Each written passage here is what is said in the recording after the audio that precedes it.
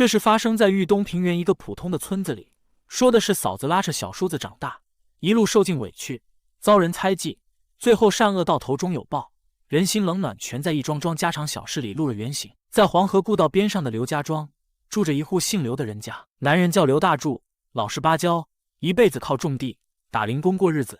媳妇叫李秀莲，娘家是邻村的，过门3年，勤快能干，性子软，却有一股子韧劲，家里家外打理得井井有条。夫妻俩感情不错，只是日子过得紧巴。屋是土坯房，床是旧木床，缸里的粮食常常只够吃到青黄不接。刘大柱还有个弟弟，叫刘二柱，比哥哥小整整15岁。爹娘走得早，大哥大嫂结婚的时候，二柱才刚上小学，瘦得像根柴火棍，怯生生的，见了人就躲。按照村里的规矩，爹娘不在，长兄就要担起爹的担子，长嫂自然就要当娘。李秀莲刚嫁过来的时候，心里不是没有过嘀咕，谁家新媳妇愿意一进门就带个半大的孩子，洗衣做饭要多一份，吃穿用度要多一份，将来上学娶亲哪一样不要花钱。可她看着二柱那双怯生生又带着点可怜的眼睛，再看看丈夫刘大柱整日愁眉苦脸的模样，心就软了。她娘家也是苦出身，知道没爹没娘的滋味，咬咬牙把这份责任接了下来。从那天起，李秀莲的日子就比一般媳妇累上1倍。天不亮起床做饭，先给二柱盛一碗稠的，自己和丈夫喝稀的。二柱的衣服破了，她熬夜缝补，拆了自己的旧衣裳给他改。二柱在学校受欺负，哭着跑回家，她放下手里的活，拉着他去跟人家讲道理。冬天冷，她把仅有的一床厚被子给二柱铺在床里，自己和丈夫盖薄被，冻得夜里缩成一团。村里人都说李秀莲心善，也有人背地里嚼舌根，说她傻，放着自己的好日子不过，非要拉扯一个小叔子，将来就是个无底洞。这些话传到李秀莲耳朵里，她只是笑笑，该怎么疼二柱还是怎么疼。她心里想，都是一家人，血脉连着血脉，哪能眼睁睁看着孩子受苦？只要一家人齐心，日子总会慢慢好起来的。刘大柱看在眼里，疼在心里，对媳妇越发敬重，干活也更卖力，想着多挣点钱，不让媳妇受委屈，也不让弟弟受穷。夫妻俩省吃俭用，一点点攒钱。二柱也渐渐长大，从一个瘦弱的小孩长成了半大小子，个头窜得很快，模样也周正。可人心往往会在日子慢慢变好的时候生出歪心思。二柱渐渐长大，开始懂事，也开始听外面的闲言碎语。有人跟他说，你哥你嫂对你好，不过是装样子，等你长大了，他们就该把你赶出去，家里的房子田地全都是他们亲生娃的。还有人说，你嫂天天省吃俭用，不是心疼你，是怕你花他家的钱，背地里不知道怎么算计你呢。这些话一开始二柱不信，他记得嫂子给他缝衣服煮鸡蛋，记得嫂子在他发烧的时候整夜守着他，记得嫂子把好吃的都往他碗里夹。可听得多了，心里就像扎了一根刺，慢慢开始怀疑，开始变得敏感自私。这时候村里一个叫王媒婆的女人成了挑起矛盾的关键人物。王媒婆一辈子靠说媒为生，嘴甜，心眼却歪，最喜欢搬弄是非，看人下菜碟。她见二柱长大了，模样不错，就想给他说一门亲。对方是邻村一个有钱人家的女儿，只是那姑娘脾气骄纵，而且女方家里要求彩礼极高，还要新房新家具。王媒婆打的算盘是，这是说成了，她能拿一大笔谢礼，还能在有钱人家面前落个人情。可她也知道刘大柱和李秀莲根本拿不出这么多钱，于是王媒婆就开始在二柱面前不断挑唆，把所有问题都推到李秀莲身上。她先是跟二柱说，你嫂就是舍不得给你花钱，你哥老实，全听你嫂的，他藏着私房钱，就是不想给你娶媳妇，怕你娶了媳妇分走家里的东西。二柱心里的刺被越挑越大，看向嫂子的眼神渐渐变了，以前会主动喊嫂子帮着干农活，现在却常常冷着脸，要么不说话，要么就阴阳怪气。李秀莲一开始没察觉，只当是孩子长大了有心事，依旧像往常一样疼他，给他做新布鞋，他扔在一边不穿，给他留好吃的。他说嫂子是故意装好人，甚至有一次李秀莲让他帮忙挑点水，他直接吼道，我又不是你家长工，凭什么天天给你干活？李秀莲当场就愣了，心里又委屈又难受，眼泪在眼眶里打转，却没掉下来。他想问问二柱到底怎么了，可二柱扭头就走，根本不给他说话的机会。刘大柱看弟弟变成这样，又气又急，骂了二柱几句。二柱反而更不服气，觉得哥哥偏疼嫂子，不把他当亲人，兄弟俩的关系越来越僵。王媒婆见挑拨有效果，便开始更进一步，他的恶也一步步升级。一开始，他只是背后嚼舌根，挑拨离间，接着他开始捏造事实，跟二柱说李秀莲私下里跟娘家亲戚说他是白眼狼，将来肯定不孝顺。再后来，他干脆撺掇二柱跟哥嫂分家，把家里的田地、房子都抢过来，说只有这样才能有钱娶媳妇。王媒婆也有自己的小弱点，她极度贪小便宜，而且特别怕别人说她缺德，坏了阴德，更怕村里德高望重的老人指责她。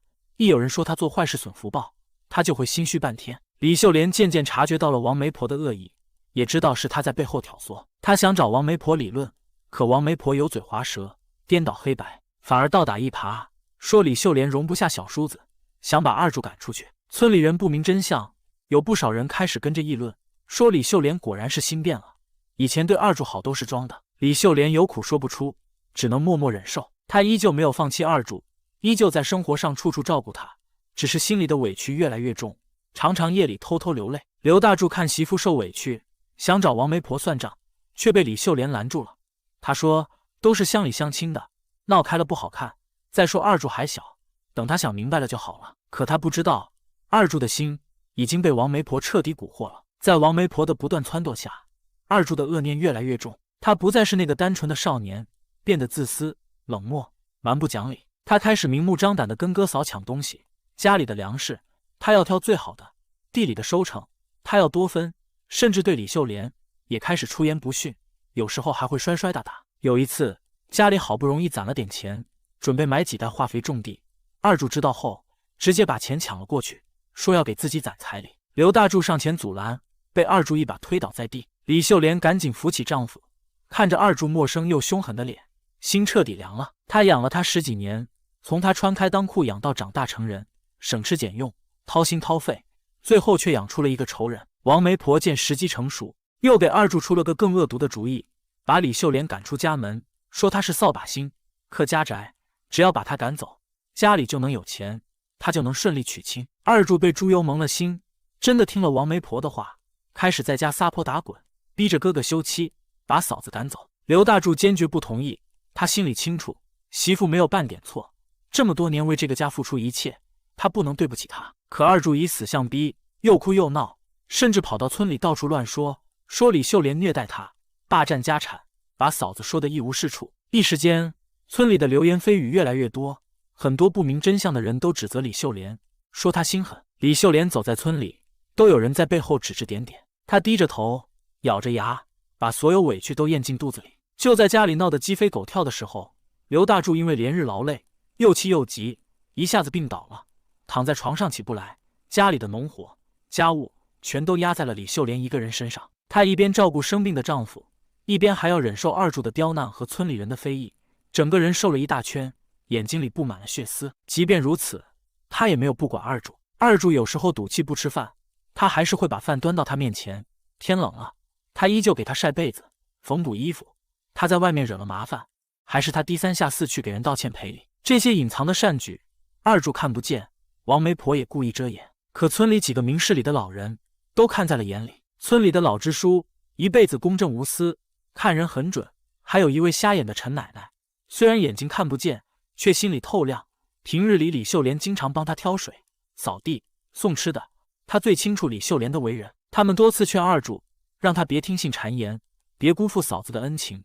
可二柱根本听不进去，反而觉得他们是帮着嫂子说话。王媒婆怕老支书和陈奶奶坏了自己的好事，更加紧了挑拨，甚至偷偷跑到二柱面前，说老支书和陈奶奶收了李秀莲的好处，故意骗他。二柱对嫂子的恨意已经到了极点。终于，在一个下雨天，二柱彻底爆发了。那天，李秀莲刚从地里干活回来，浑身湿透，还没来得及换衣服，二柱就拿着一根木棍堵在门口，恶狠狠地对他说：“你今天必须走，这个家不欢迎你，你要是不走，我就对你不客气。”李秀莲看着他，眼泪终于掉了下来。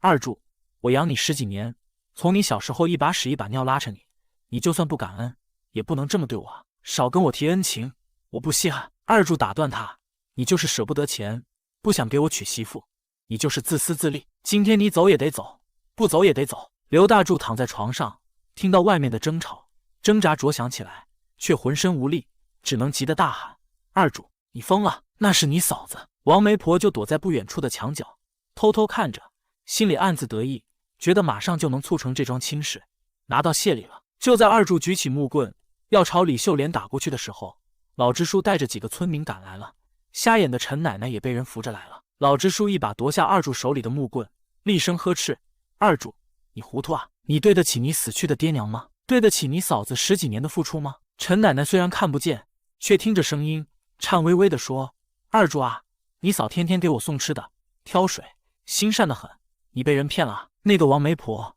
就想赚你的没理钱，才故意挑唆你们兄弟反目，你怎么就看不明白呢？”二柱依旧不服，大喊着是嫂子对不起他。就在这时，一个被大家忽略的人站了出来，二柱的同班同学，也是一直默默看着一切的小石头。小石头家境不好，以前二柱欺负过他，可李秀莲知道后，不仅批评了二柱，还经常给小石头送吃的，让二柱跟他好好相处。小石头一直记着李秀莲的好，也亲眼看见王媒婆一次次找二柱说坏话，捏造事实。小石头鼓起勇气，把自己听到的、看到的一切全都当着村民的面说了出来。他说王媒婆如何挑唆，如何捏造嫂子的坏话，如何撺掇二柱抢钱，感人，一桩桩，一件件，说得明明白白。村民们听完，顿时哗然，纷纷看向躲在墙角的王媒婆。王媒婆脸色煞白，想跑，却被村民拦住了。有人骂她缺德，有人说她坏了良心。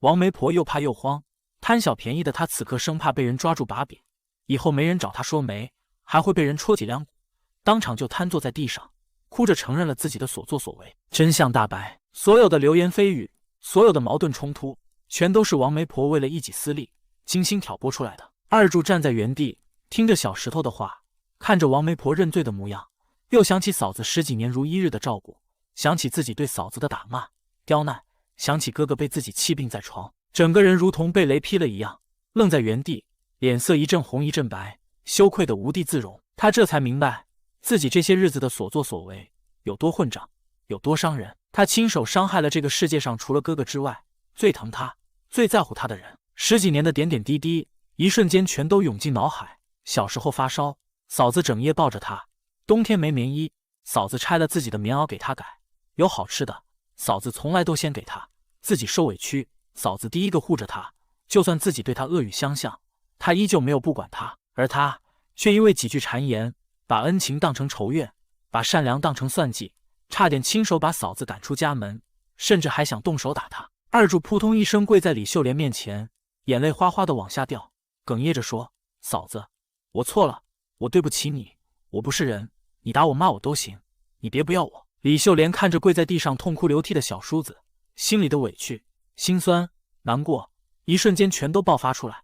她哭着，却还是伸手扶起了他：“起来吧，知错就改，就还是好孩子。”刘大柱躺在床上，看着这一幕，也流下了眼泪，悬着的心终于放下了。王媒婆因为搬弄是非，败坏民风，被老支书狠狠批评，还在村里做了检讨。从此以后，再也没人敢找他说媒，他贪小便宜的心思再也无处施展，在村里抬不起头。这就是他应得的报应。日子慢慢恢复了平静，二柱像变了一个人，不再自私冷漠，变得勤快、懂事、孝顺。他主动承担起家里的重活，下地干活，照顾生病的哥哥，对嫂子恭恭敬敬，再也没有半句怨言。他把王媒婆撺掇他抢来的钱一分不少的还给哥嫂，还主动说彩礼钱他自己挣，绝不拖累哥嫂。李秀莲依旧像以前一样善良温和，她没有记恨二柱，反而因为他知错能改，心里更加欣慰。他知道人非圣贤，孰能无过，只要心还向善，就还有回头的机会。刘大柱的病在夫妻俩和二柱的悉心照顾下也慢慢好了起来，一家人重新齐心，日子虽然依旧不富裕，却过得和和美美，比以前更温暖。村里人再也不说李秀莲的闲话，反而都夸她贤惠大度，以德报怨，也夸二柱知错能改，是个好孩子。大家都说这才是一家人该有的样子，血脉亲情不是几句谗言就能拆散的。后来二柱靠自己的双手外出打工挣钱，踏踏实实吃苦耐劳，攒下了钱，娶了一个温柔善良的媳妇。新媳妇进门后，被李秀莲的为人感染，也对哥嫂十分敬重，一家人相处的其乐融融。逢年过节，二柱都会带着媳妇回来看望哥嫂，买好吃的、好穿的，帮着干家务，对李秀莲就像对亲娘一样孝顺。他常常跟自己的孩子说，要记住奶奶，他跟着孩子喊嫂子为奶奶，以示敬重的恩情。没有他，就没有自己的今天。而王媒婆因为名声败坏，没人愿意搭理她，晚年过得十分冷清，想吃点好的，穿点好的，都没人愿意帮她。真正应了那句恶有恶报，善有善报。这桩发生在寻常村落里的家常事，没有惊天动地的奇幻，没有神乎其神的传说，却藏着最真实的人间烟火，最朴素的善恶道理。长嫂如母，从来不是一句空话，那是日复一日的付出，是不求回报的善良。血脉亲情也从来不是一句口号，是历经波折后依旧割不断的牵连，是知错能改后的珍惜与感恩。生活里总有矛盾，总有小人挑唆，总有误会与猜忌，可只要人心存善念，懂得感恩，懂得珍惜，再大的风波也能过去，再冷的人心也能被温暖捂热。